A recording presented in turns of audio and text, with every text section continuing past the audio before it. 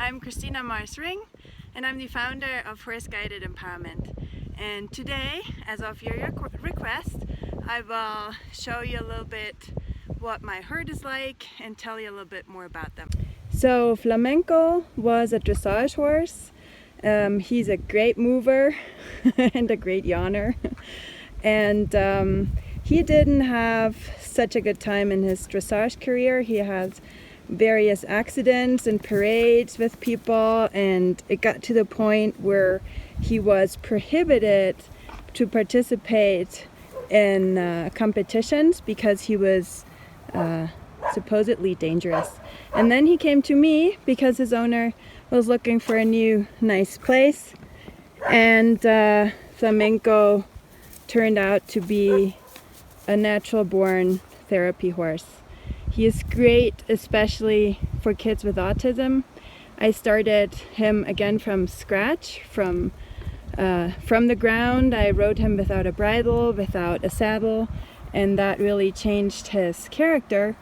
But as you can see, he has a very sway back, and so I'm not riding him anymore. And right now he's resting here, and we will bring him down to be part of the therapy herd in just a couple of days.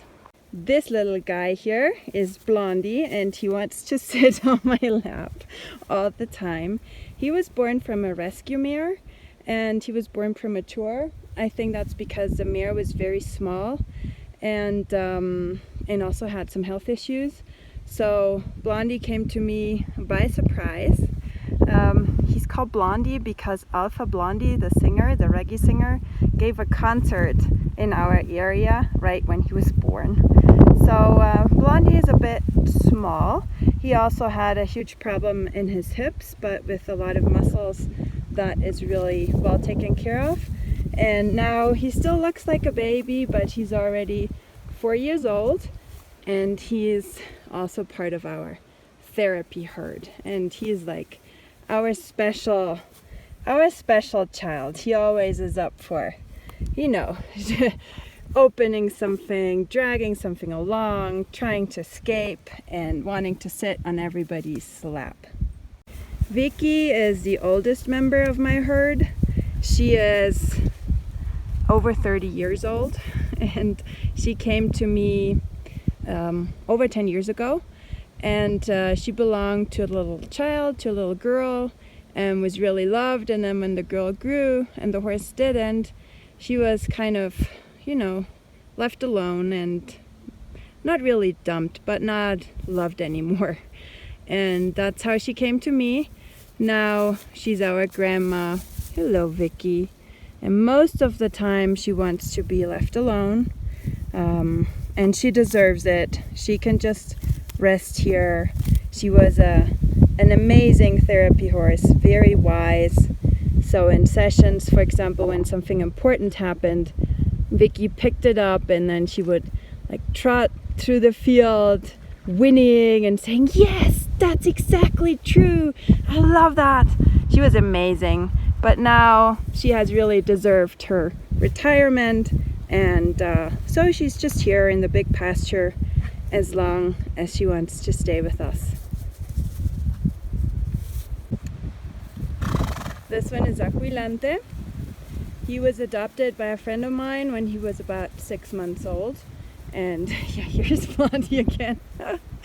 And let's check out Aquilante. And he had a very, very bad childhood. He had burn wounds from rope burning. He had a huge inflated belly from parasites. He had very, very bad skin, and he was scared. You could see the white in his eye all the time. So it took us quite a while to get closer to him, to work with him, to make him more comfortable. But he still has an issue of being approached. You can work him at liberty just great, but if you come around with a rope, he'll leave. He'll come back soon, but he'll leave. So he's not a great horse for therapies where there's a lot of people, and we do use ropes and halters sometimes. So now he is with another friend of mine, veterinarian technician. He's a great rider, and he does him a lot of good. So Aquilante, man, give me some space, man. So Aquilante is still part of our herd, which I love, but he's not part of the therapy group anymore. So those two guys, they follow me around. They're always like just one step behind me while I'm telling you about the other herd members. And yeah, it's really cute. And then here we have Yogi. He is one of the newer additions. He was rescued from a family with a special needs child. He was given to them as a therapy horse, but he turned out to be, you know, carrying some problems. So it was not easy to ride him, and he's still in training. He would not let you mount easily, so he's not perfect for ridden mounted therapy yet, but he's awesome for everything that we do on the ground. He's very engaged, super social, very friendly, and I think in a while his issues about being mounted will also they should also disappear. It sometimes takes a while for these horses to really get rid of their triggers and forget their past bad experiences. I mean, they never forget them, but to get over them and to deal with them in a better way. Yeah, so this brings me to another topic. I've been asked several times to talk a bit more about the rehabilitation process. As you know, I always receive rescued horses and then I integrate them in the herd and then hopefully in the therapy herd. And so I've decided to dedicate a free class to this topic. It's an awesome topic, I love it. And I invite you to join me. So somewhere there, up there in my bio, you find a link, and we have a couple of seats. You can bring your own questions and I will tell you what I have learned in so many years of rescuing, I think about 30 horses by now. Some of them have gone to the other world. Some have been adopted by lovely people, but I will tell you more about that in my class. See you then. Bye. So I brought some brushes and I'm brushing everybody off, and you can see that Aquilante is really calm. He's staying here with me. He likes to be brushed, but as soon as I pick up a halter, he would probably walk away. And then Blondie is, of course, here with me and also enjoying some grooming. So this is what I love most, to just hang out with the herd. I also brought my dogs. This is Lucy, yes, and this is Bob. Hello, Bob. Of course, they are also rescues. My little son brought them when they were just puppies. And he thought they were Chihuahuas. They're not, but they're very cute. Yes, you are.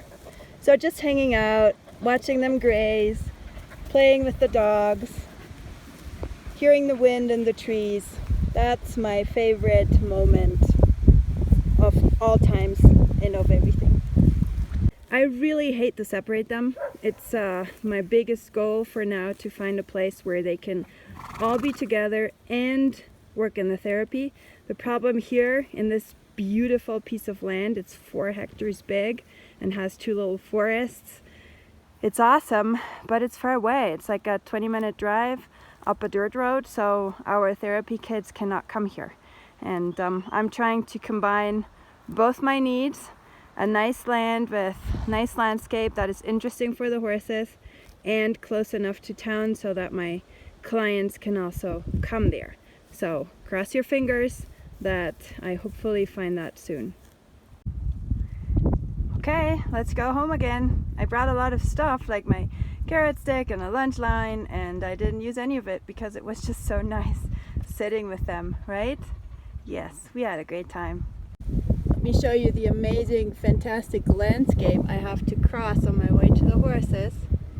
But as you can see, it's a dirt road. It's not a problem for me and my car, but most of our clients, of our therapy kids especially, they don't have a car, they rely on buses, and it's very expensive to come here by hire transportation taxis or something. Okay, so now we're at our therapy farm. Bob is taking a little bath, and here are the other 3 members of the herd that I will present to you right now. This is Coralina. Coralina is not a real rescue horse. She is the foal of an Arabian horse I was working with, and I always wanted to have an offspring of that fantastic stallion, and that's how Coralina came to me. And she is my second soul horse, right? And she's a little bit stubborn and has her own mind, and she's also a very great horse for riding. She's very comfortable, and I love that I can ride her without a bridle, without a saddle. She's very responsive. Just a little fat right now. And here you see another reason why we have to find a new place very soon. This is our therapy farm, as I said, but it's rented. I do not own it, and unfortunately the owners are going to build a second house here, so we're losing a lot of the space and it's not going to be suitable anymore, which is very unfortunate, right? Yes, come with me. Okay, here's Kawana. Kawana is a rescue since she's a baby, and she was first taken in by a friend of mine who owns a hotel up in the mountains, and she grew up very much on her own. She didn't have a lot of company, and so she is still struggling with socializing. And Kawana is a one-person horse. She doesn't like too many people around, and she can be very grumpy, but if you give her space and if you give her a choice, then she's awesome. She's very interested in what the kids do, and she's great for riding. Very calm, very soft. So maybe at some point she will leave her grumpiness aside and be a happier horse.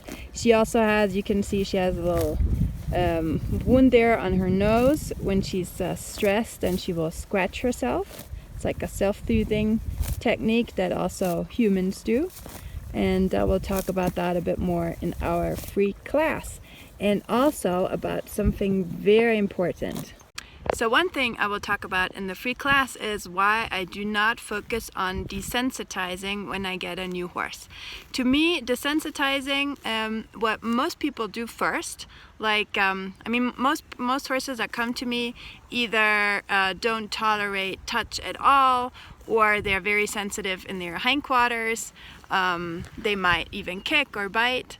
They don't tolerate foreign objects, and most people would first start on desensitizing. And I think it's very similar to behavioral therapy. It's really good for certain cases, but if there's trauma involved, then behavioral therapy is very short-minded. It doesn't really get rid of the trigger. Hey, baby.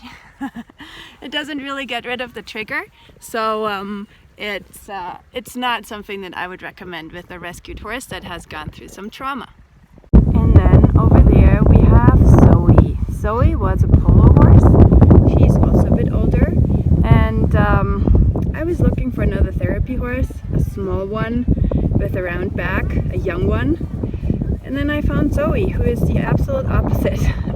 She's older, she's very tall, but she has just such a sweet soul that I could not leave her in the hands of a horse trader who is known for not being the best guy in our area. So that's how Zoe came to me, and she is just the most gentle soul. We love her, the kids love her.